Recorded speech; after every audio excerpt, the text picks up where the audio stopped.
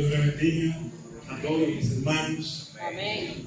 Muy honrado de estar aquí con ustedes en esta grandiosa y significativa actividad que ustedes están celebrando en este día. Cuando el hermano Leónidas Cipriano me llamó para invitarme a esta actividad hace ya más de un año. Fue en febrero del 24 que él me llamó para decirme que en una reunión donde estaban habían decidido invitarme. ¿Qué respuesta yo le daba? Pues yo le dije que sí, que yo quería venir. Pero en el fondo, yo lo que le dije al Señor, Señor, ¿cómo estaré yo para abril del 2025? Si es que no llego allá, dame un chance porque yo quiero estar con mi hermano. Parece que el Señor me complació.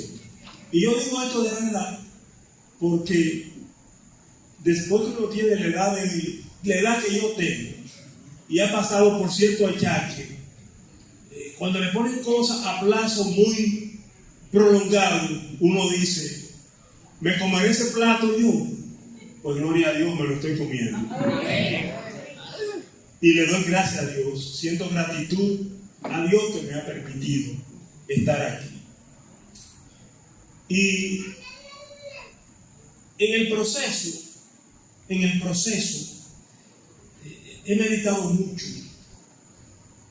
en el tema que me asignaron sobre el rol de la iglesia en este siglo XXI, especialmente para una iglesia que en su denominación identitaria se define como confraternidades de iglesias bíblicas y misioneras de la República Dominicana. Ustedes escogieron un nombre honroso, pero muy desafiante: ser bíblico y ser misionero. Y es parte de los desafíos que nosotros como iglesia tenemos hoy. Y siendo cónsono con la propuesta de ustedes, siendo cónsono con la identidad de ustedes, yo venía viviendo un proceso de esquematización de mi pensamiento teológico. Y vengo con una preocupación desde hace algunos años, porque como iglesia tenemos que rescatar nuestra identidad, nuestros valores, lo que realmente somos, y en base a esa realidad de lo que somos es que vamos a cumplir nuestra misión, a desarrollar nuestro rol. Es de entenderse que la iglesia de hoy vive una acuciante crisis de identidad. Y las personas que Dios nos ha dado el privilegio de pensar la iglesia desde nuestras limitaciones, tratar de ayudar a la iglesia, tenemos que promover el conocimiento de la palabra de Dios en la iglesia. Y eso yo he tratado de hacer. ¿Qué yo he diseñado, a dónde me ha llevado esta preocupación a mí. Porque entiendo que la revolución que tenemos que hacer es una revolución bíblica, teológica, para alcanzar los cambios, para promover los cambios que necesita la iglesia y que el mundo necesita también, en función de lo que nosotros somos y hacemos como iglesia de Dios en esta tierra.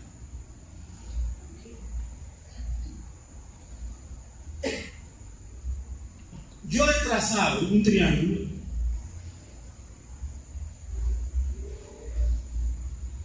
yo le iba a traer grande el triángulo, pero prácticamente está aquí en el programa. Un triángulo que tiene 3 ejes centrales.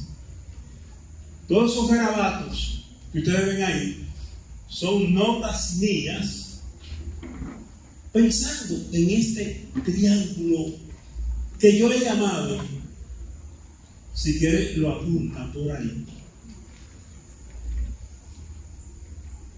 Si yo le digo que apunten una cosa, apúntenla, pero no se preocupen tanto por apuntar, porque, miren, yo me comprometo a que este marco teológico fundamental para todo creyente, yo lo tengo hecho.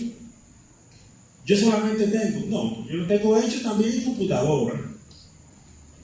Dar una formita y hacérselo llegar a ustedes. Y les voy a explicar por qué este marco teológico fundamental para todo creyente es importante. Este marco teológico es importante porque es la base, es el fundamento, basado en la palabra de Dios, de todo lo que nosotros creemos. Los ejes lo tienen ahí en la página. ¿Cuál página es?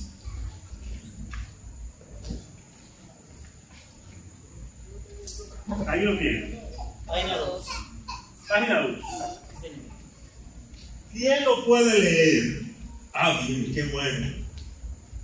Yo siempre encuentro colaboradores. Amén. Dice unidad temática teológica bíblica. ¿Quién es Jesucristo? ¿Qué es la iglesia y cuál es su misión? ¿Qué es el reino de Dios?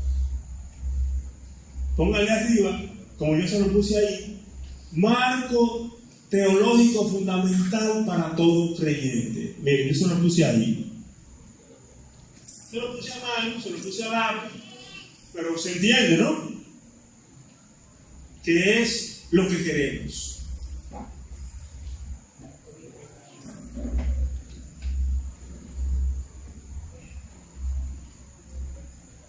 Yo digo que es fundamental porque si usted sabe quién es Cristo, qué es la iglesia y cuál es su misión y qué es el reino de Dios, ¿ya? Pero lo importante de este triángulo es, y yo lo estaba explicando en la universidad, para vivir la fe, para usted sostener su creencia y de manera inspirada vivir la vida cristiana, no tiene usted que aprender muchísimas cosas, ni hacer como yo, que me puse a leer muchísimos libros. No, yo he leído esos libros porque Dios me ha llamado a leer un libro para que se lo explique a ustedes, para que lo compartamos, porque siempre lo hay. Hay hermanos, y vamos a entrar un poquito en teología, en la vida académica. Cipriano ha dicho algo muy importante. Tomás es pentecostal y los pentecostales son un corral muy variopinto, donde hay muchísimas cosas, pero también hay muchísimas cosas buenas.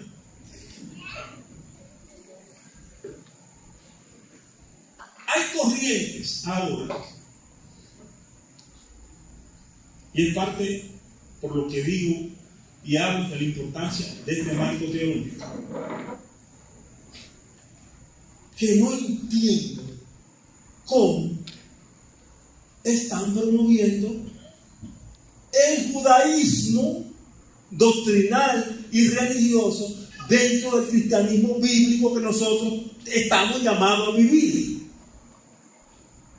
Y lo están promoviendo con tanto énfasis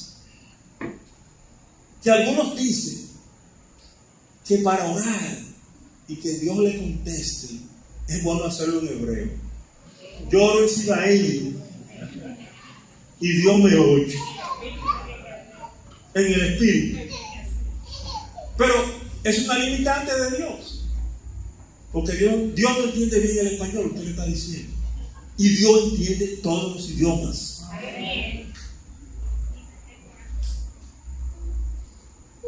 ¿Qué le quiero decir con esto?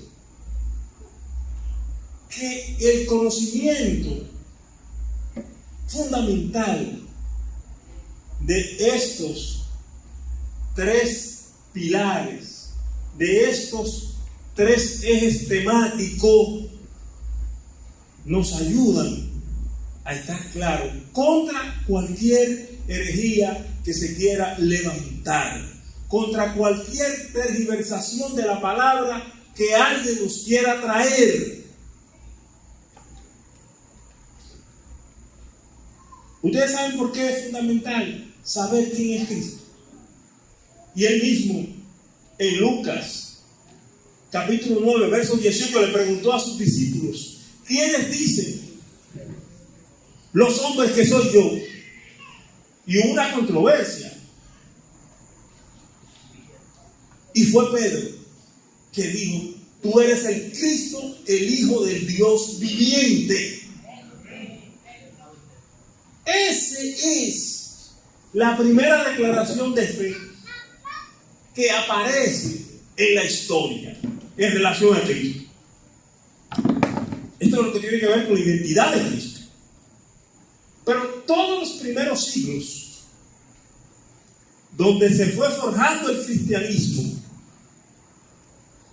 transcurrieron haciendo grandes concilios que nosotros los tenemos y los conservamos, que lo hicieron los grandes hombres y los grandes pensadores de la iglesia primitiva. El punto central era: ¿quién es Cristo? ¿Por qué? Porque la corriente filosófica dominante era la griega. Y el helenismo intervino en la iglesia, influenció la iglesia. Entonces, la definición de Cristo estaba muy influida por el pensamiento griego. Inclusive, con buenas intenciones. Pero esto no es asunto de buenas intenciones. Esto es asunto de qué es lo que revela la Biblia sobre Cristo. Bueno, que él era un espíritu que tomaba una forma de carne, entonces a través, o que era un modelo, en fin, había diversas, pero lo que se sabe y se conoce y se ha establecido a través de los grandes credos del cristianismo antiguo es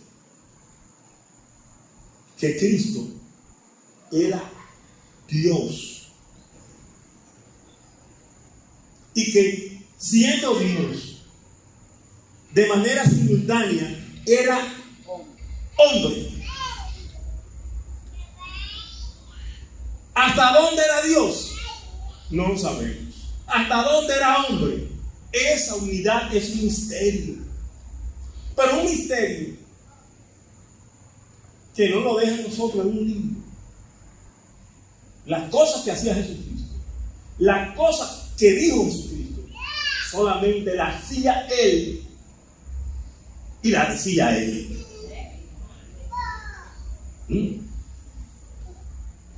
El mensaje que transmitió Jesucristo, sencillo, breve, sin grandes complejidades, es un mensaje que nadie lo ha dado. El sacrificio que hizo Jesucristo en la cruz del Calvario es un sacrificio que nadie lo ha hecho. El nacimiento de Jesucristo es único y irrepetible. Usted puede prender todos los bombillitos del mundo, toda la velita, todas las cosas, pero el único que hizo que los ángeles del cielo bajaran a la tierra a glorificar y alabar a Dios y a decir se está cumpliendo un propósito de todo el universo y de toda la historia, fue Jesucristo.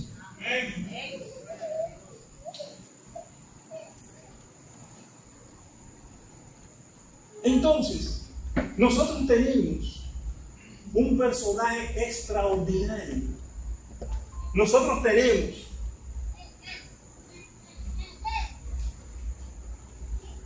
un punto en el cual podemos de manera segura y confiable apoyar todo lo que creemos y todo lo que esperamos. Todo nuestro conocimiento y toda nuestra esperanza la podemos apoyar confiadamente en Jesucristo, que es el Hijo de Dios, es el Verbo hecho carne, es Dios que vino a habitar entre nosotros. Amén. Aleluya. Amén. Por eso, todos los grandes credos de la iglesia primitiva decían que Jesucristo era el Hijo de Dios, pero con toda su implicación histórica, nacido de María, vivió, pero era el Hijo de Dios.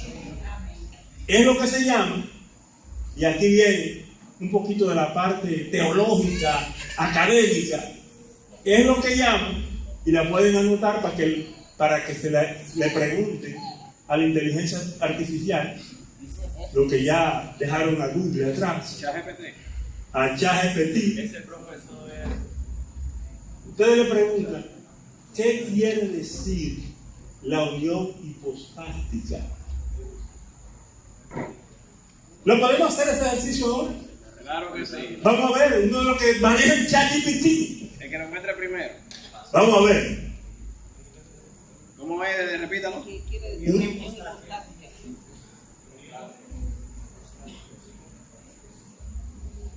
Y miren a ver qué dice. Miren qué interesante. Ok, tengo algo. Póngase de pie y diga que lo escuche todo el mundo. Ok, según ChatGPT, no yo, la unión hipostática es un término teológico cristiano que se refiere a la unión de las dos naturalezas, divina y humana. Es la única persona de Jesucristo. Estaba breve. Puede hacer un tratado de teología. El ChatGPT de eso, de las dos naturalezas de Jesucristo, divino y humano. Si el ChatGPT se pierde es porque quiere, porque tiene la verdad de Cristo. Aleluya, qué bueno. Entonces, es interesante tener esa premisa. Jesucristo es Dios. Nuestras alabanzas, nuestros himnos, tienen mucho de eso. Pero ¿qué pasa? Nosotros lo cantamos, pero no lo articulamos. Lo incorporamos a nuestra vida y lo articulamos con la totalidad de todo lo que el hecho de que Jesucristo sea el Hijo de Dios implica para todos. Escuchen bien. Nosotros, entre los roles que tenemos que desarrollar, es vivir una fe tan coherente con lo que la Biblia, bíblica, literal y teológicamente expresa,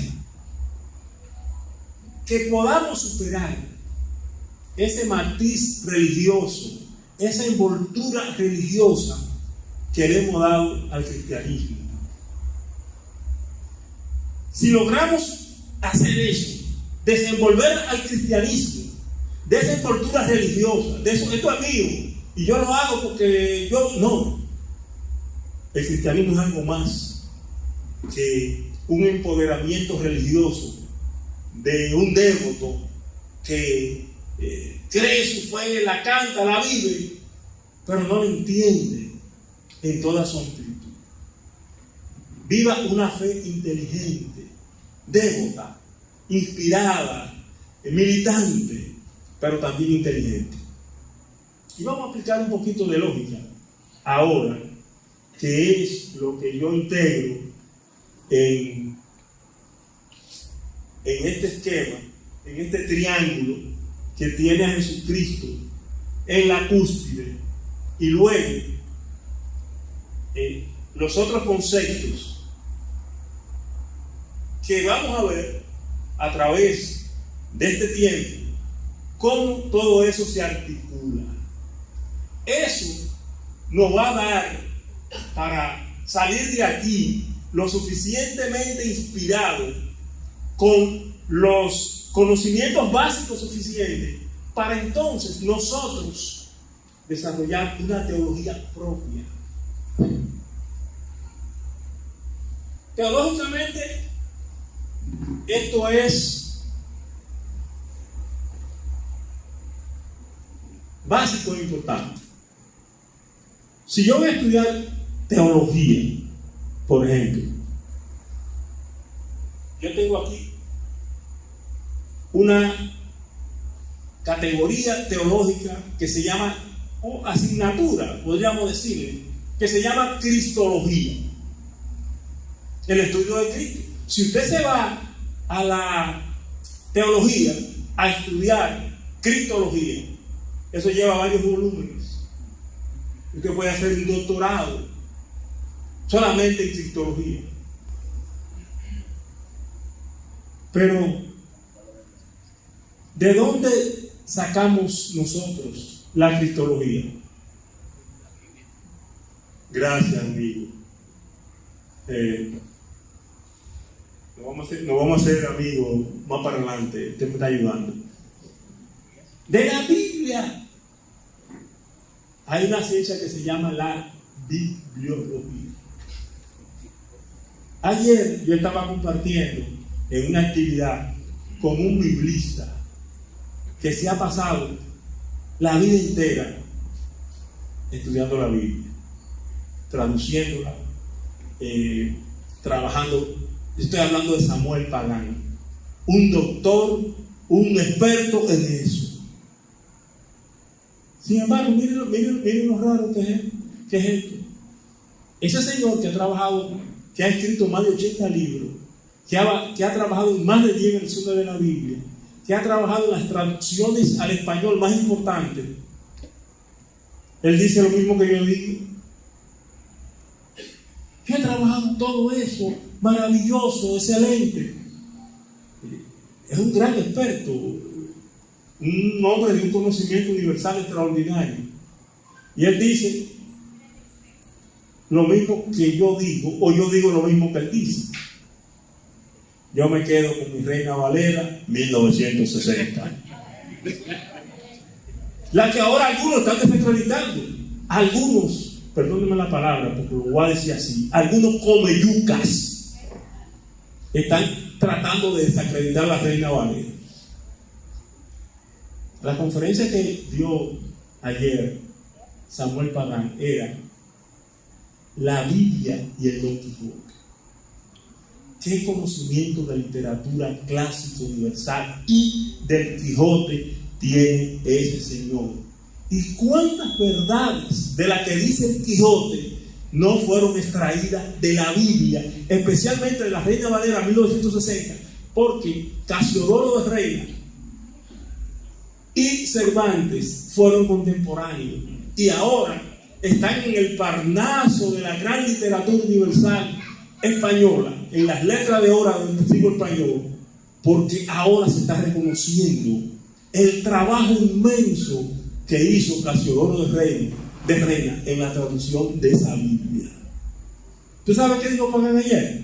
Yo no puedo citar un texto de la Biblia de memoria de ninguna de las traducciones, ni siquiera de la IBI, de la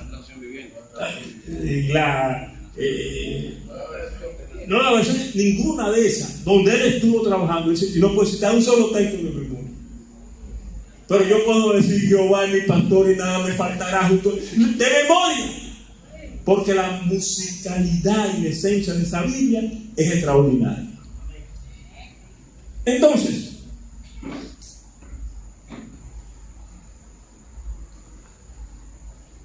con el conocimiento de Cristo, usted puede estudiar bibliología, porque Jesucristo dice: escudriñen las Escrituras, que ahí que saben quién es que yo soy, ellas son las que dan testimonio de mí. Pero Jesucristo es el Hijo de Dios. Hay una materia que se llama ateísmo, que se puede estudiar ahí. Aquí está la iglesia. Hay una materia que se llama eclesiología. Aquí está la iglesia. Aquí está la misión de la iglesia. Hay una materia que se llama misionología. Y abajo está el reino de Dios. Hay una materia que se llama escatología. Y le voy a decir algo de la escatología. La escatología no es, como mucha gente piensa, el desastre final, la desgracia final. Es todo lo contrario. Es la dicha y la esperanza final.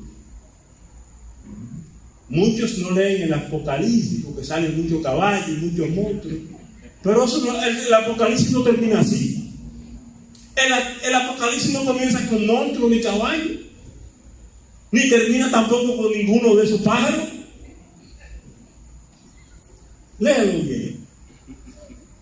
Donde aparecen los monstruros y los caballos y los rayos y la cosa que acaban con todo, es cuando en ese terreno en que Cristo levanta su iglesia, que viene un desastre para el mundo, y la otra parte final donde Cristo se encuentra con su iglesia, que la salva de todas esas juicios que vienen sobre la tierra. Pero al fin y al cabo, si ustedes leen los 3 o 4 capítulos de Apocalipsis, lo que aparece en la iglesia triunfante y el Cristo de la gloria entregándonos todo lo que Él vino a hacer por nosotros. Entonces, ¿qué es el reino de Dios?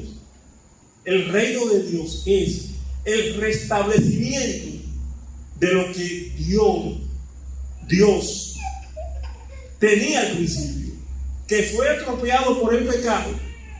Hay una doctrina que se llama armateología, que tiene que ver con el estudio del pecado.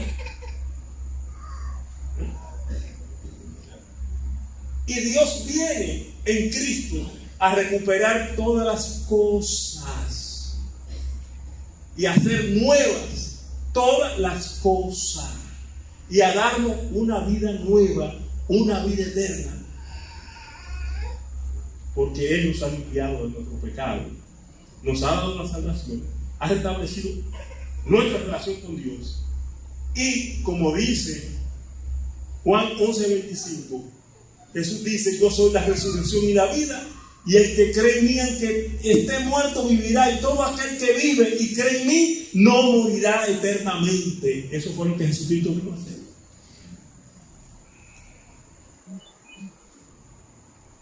Entonces, ¿qué es lo que yo le quiero decir? Con este esquema que nosotros vamos a trabajar, que yo voy a compartir con ustedes, que yo le voy a enviar bien detallado, bien desglosado, para que usted cree usted mismo su marco teológico y usted defina qué usted quiere saber, pero comprendiéndolo en una unidad articulada que desempeña dos aspectos: fortalece su fe y amplía su conocimiento en la palabra de Dios de manera sistemática y articulada, como es. Porque si usted se pone a estudiar la Biblia de manera teológica y sistemática, termina convencido de que la Biblia es un sistema, de que Dios tiene un plan grande, un plan que abarca toda la historia. Y ahí es que nos salimos de los conceptos religiosos que tenemos, y tenemos una religión chiquita, y a veces nos fanatizamos tanto en esa religión que la convertimos en una secta, y nos convertimos en unos perseguidores de los que no creen como nosotros, porque toda secta es fariseísmo, y el fariseísmo es un fruto de la carne. Usted quiere matar al que no piensa como usted. Usted no lo quiere convencer para que en amor entienda cuál es el plan de Dios. Usted quiere dominar a partir de los criterios suyos, porque usted se cree superior y se cree más importante, se cree conocer más, y trata de avasallar a los otros. Con ese tipo de conocimiento también nos han arrebatado cosas a nosotros, los cristianos. Y vamos a ver, ¿quiénes son los que más promueven el reino de Dios? ¿Cuál? Los testigos de Jehová. Y eso es de él. Eso no es de él. Pero ellos presentan una escatología seductora y convincente. Vamos a vivir en el reino. Pero bien, los falsos que andan difundiendo y andan denigrando a Cristo, ignorando a Cristo. No. Quienes vamos a vivir en ese reino somos los que creemos en ese Cristo que murió y vivió para conquistar ese reino de Dios que vamos a recibir. Por eso es que el conocimiento sistemático de la palabra de Dios nos ayuda a evitar que las herejías nos confundan y nos penetren, y con toda su artificiosidad nos pongan a decir lo que ellos quieren que digamos.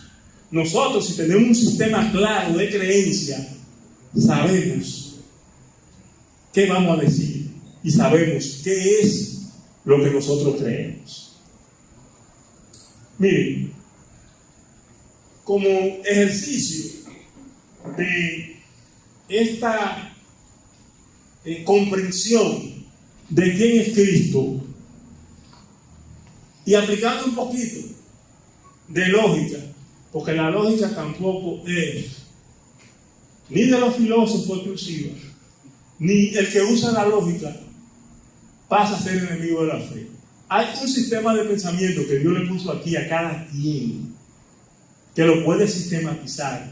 Le puso una cosa ahí que se llama corazón, para que con el corazón crea y viva lo que entienda, pero le puso un pensamiento.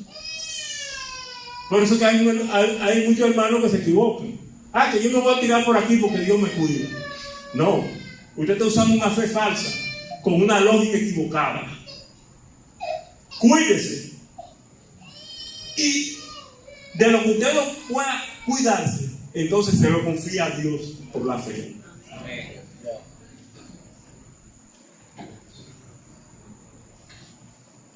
Está muy chida la lógica. Eso está aquí. Y eso yo se lo voy a dejar a usted también.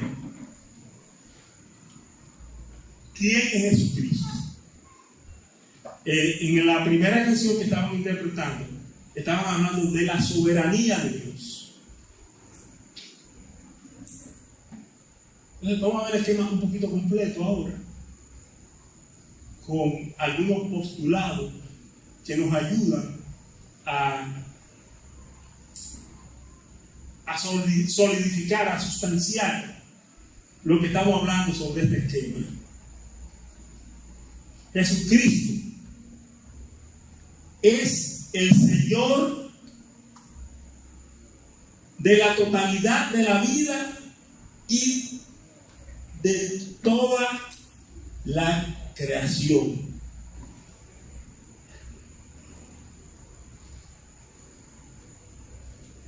Como Señor del universo, entonces, si Jesucristo es el Señor del universo, estamos en lógica, Él debe ser proclamado como tal en todas las naciones. Eso lo entendieron los primeros cristianos. César no es el Señor. El Señor es Jesucristo. Y si hay que morir por eso, muero. Porque el Señor es Jesucristo y esa es la verdad suprema por la que yo vivo.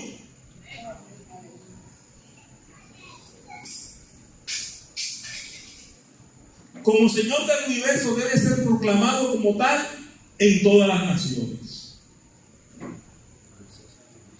Y en todas ellas debe llevarse a cabo la formación de discípulos que confiesen su nombre y vivan a la luz de esta confesión. Jesucristo es el Señor de todo en lo que se refiere a la cultura, a la economía, a la educación, a la política, al medio ambiente y a todo lo conocido. Jesucristo es el Señor de la realidad y de la historia.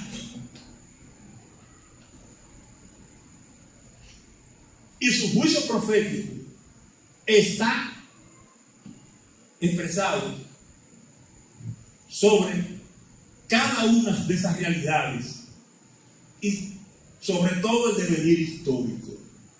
Jesucristo dice en Apocalipsis que Él es el alfa, el principio.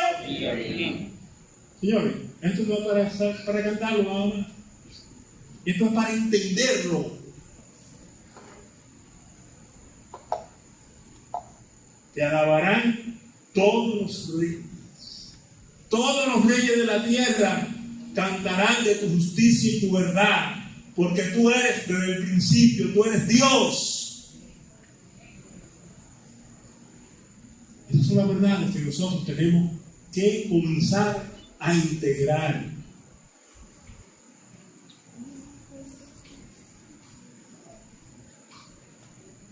¿Qué es la iglesia? La iglesia es una comunidad que confiesa y proclama a Cristo, a Jesucristo, que es el Señor de la vida humana y de toda la creación. La iglesia es la propuesta de Dios que tiene como fin, rol de la iglesia, rol de la iglesia. La iglesia es la propuesta de Dios que tiene como fin recuperar en Jesucristo toda la creación estropeada por Satanás y el pecado. Esa es la verdadera misión de la iglesia. Si buscan las letras del primer himno que cantaban, estaban cantando eso: que Jesucristo es el Señor sobre la creación y sobre Satanás y el pecado, que nos va a librar de la muerte, porque Él es el Señor, dueño de la historia y dueño de nosotros.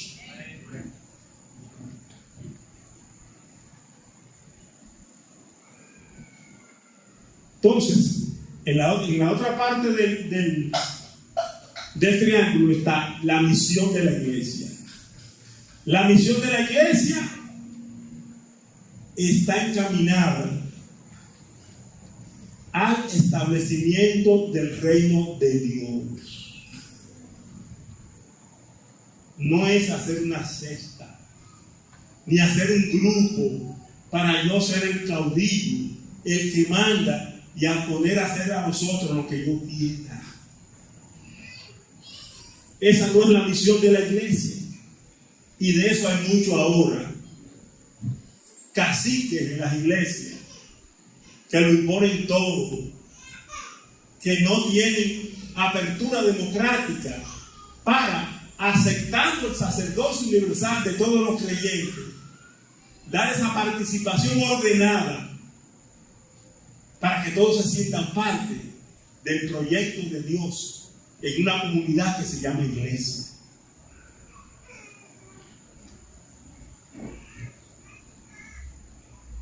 El reino de Dios, que no es otra cosa, ¿qué es el reino de Dios? El programa de Dios para recuperar todas las cosas. La iglesia es la fuerza viva para reconciliar todas las cosas en Jesucristo.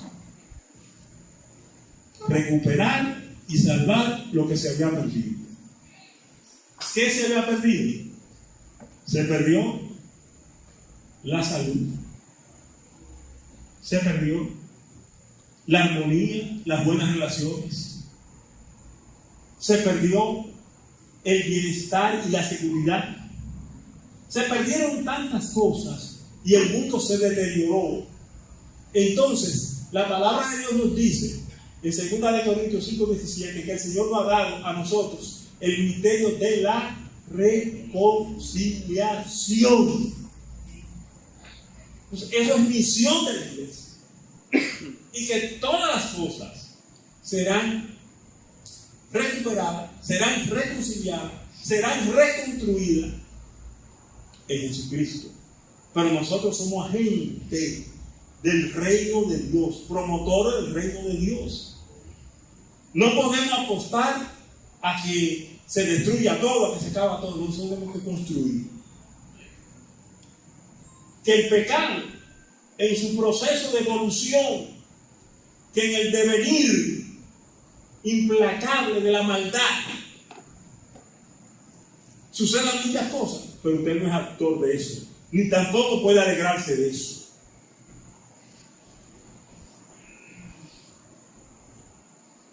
Que se está acabando el mundo. Hay una sonrisa de un niño, hay una lágrima de una madre, hay una expresión que dice que hay amor en el mundo. Y participe más del amor que del gozo de la destrucción. Porque se va a acabar todo y qué bueno. Eso es una falsa escatología que nosotros debemos evitar.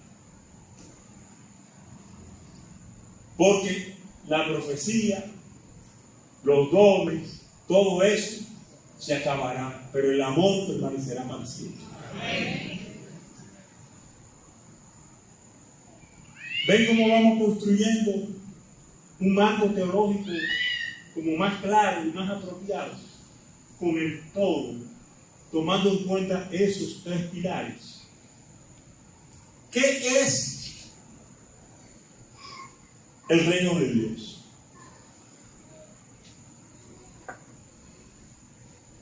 El reino de Dios es lo que Dios estableció en el principio. Cuando Jesucristo habla de que Él vino a restaurar todas las cosas que hizo, sanó enfermo, consoló viudas, alimentó multitudes, hizo todas esas acciones que son signos, que son anticipos, que son evidencia de que el reino de Dios está entre nosotros. Entonces, ¿qué le dice? ¿Qué le dice este marco teológico en sus tres ejes centrales a la iglesia, a nosotros como iglesia? Que nosotros tenemos que tener una comunión basada en una confesión, basada en una entrega, basada en una adoración con Cristo, para cumplir esos roles a que estamos desafiados. Pero tenemos que vivir nuestra vida ciudadana con responsabilidad. Un cristiano que entiende que es el reino de Dios. Escuchen bien esto.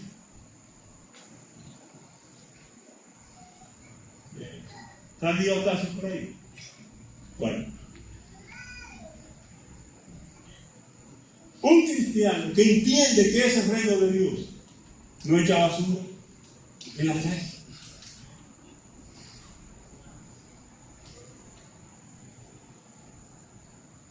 Un cristiano que entiende que es el reino de Dios no es el cristiano que quiere un policía para que lo cuide, pero cuando viene un policía por delante lo respeta.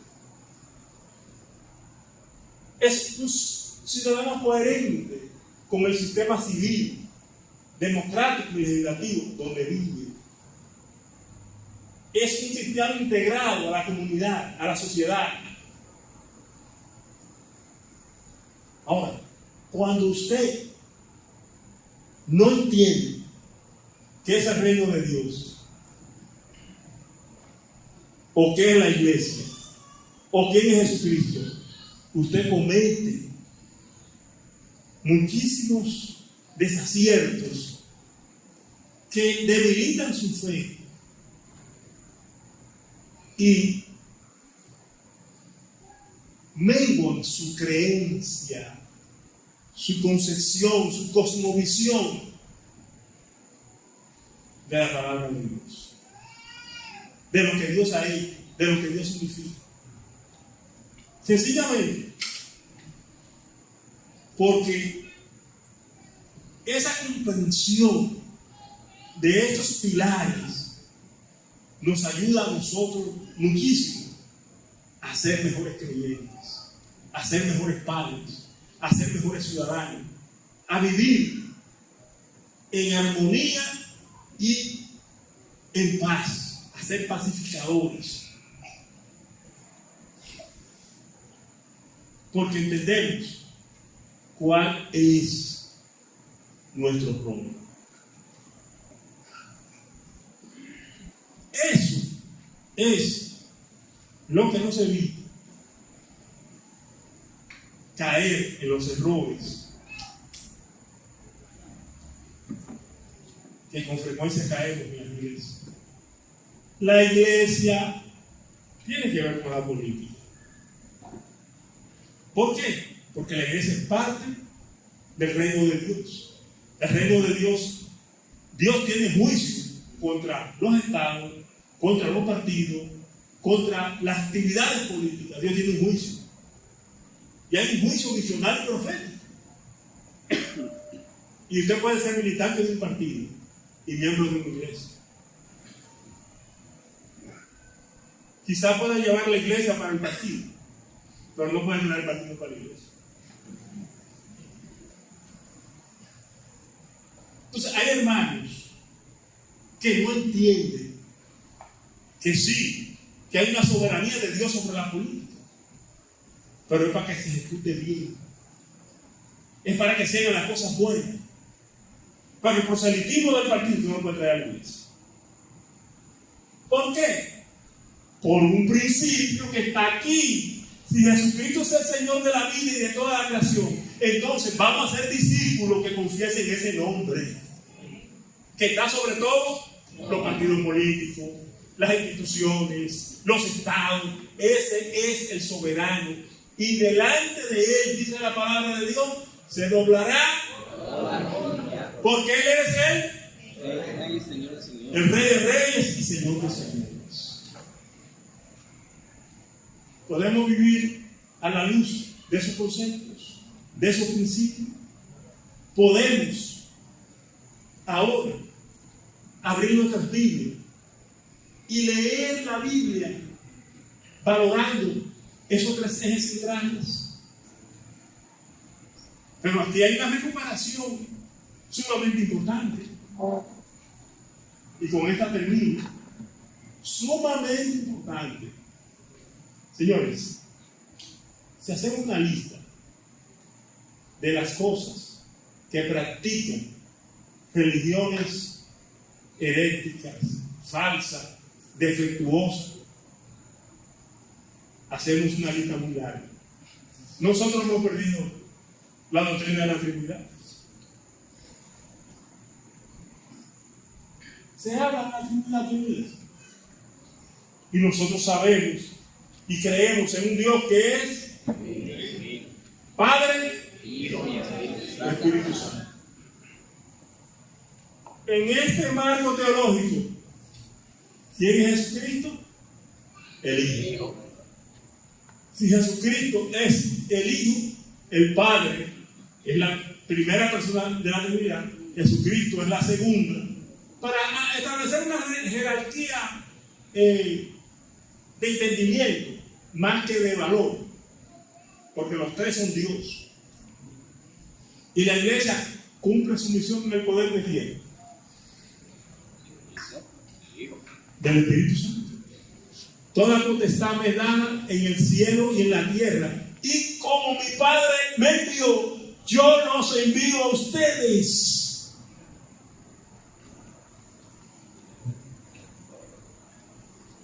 En algunos ítems, que no son muchos, nosotros encontramos con un marco teológico claro, y de esto vamos a seguir hablando ya de manera más bíblica y específica. Nosotros podemos encontrar ese fundamento, esa palanca de apoyo que nos permite vivir una fe más robusta, mejor entendida, y que nos ayude a cumplir con el rol de la iglesia en este tiempo. La crisis de este tiempo, y aparece en un artículo que yo le envié a Nehemías, la crisis de este tiempo es una crisis de valores y de identidad, incluso de los cristianos. Miren, en ese artículo, un artículo serio, yo hablo de un término que yo no me había atrevido a utilizar. Y esta mañana le escribí a mis amigos, a un círculo de amigos que compartimos muchas cosas.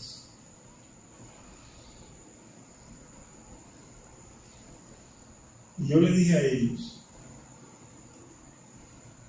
hoy, en el artículo que publiqué hoy, utilicé ese término, y ustedes saben que tenía más de 3 años hablando de eso, y no lo quería publicar, porque no quiero hacer de eso un caño. Lo he tratado demasiado serio.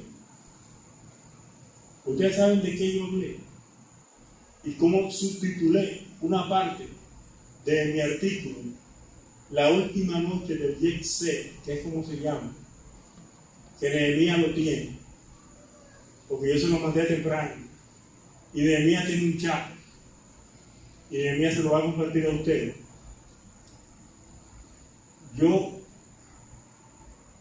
usé una parte de mi artículo subtitulado, escuchen esto,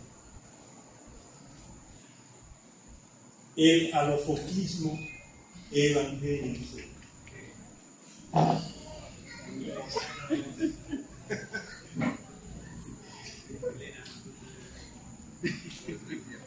El alofoquismo evangélico. ¿Usted sabe por qué? Porque la narrativa, el evangelio es algo tan atractivo, es un valor tan sostenible, tan consistente con su propio contenido, que el evangelio está de moda. La narrativa evangélica o la narrativa religiosa que predominó con el trágico evento del desplome de la torre de la discoteca YC evangélica. Ustedes han oído que han llamado a rezar. ¿Han hecho alguna hora santa? No. La narrativa, el lenguaje es netamente evangélico. El pueblo está aprendiendo. Dios te bendiga. Señores, cuando yo trabajaba en el banco con Cipriano, habían 4 evangélicos en el banco. Cuando entramos. Ahora, uno entra al banco. Dios te bendiga, Dios te... Hay una simpatía hacia todo lo que es evangélico, pero eso tiene su riesgo. Hay muchos simpáticos privando del evangélico que no asumen el compromiso del discipulado de Cristo porque no entienden un mal teológico como el que yo le estoy explicando. Eso también implica un gran compromiso con esos conceptos, con esos valores, con esas categorías teológicas que uno va entendiendo. No es una afiliación, no es una simpatía por Cristo. Es decir, lo que Cristo es, reconocer lo que Él es y vivir conforme a lo que Él demanda y exige de cada uno de nosotros, para que Él al final nos diga: buen siervo, en lo poco has sido fiel, en lo mucho te pondré. Que el Señor le bendiga.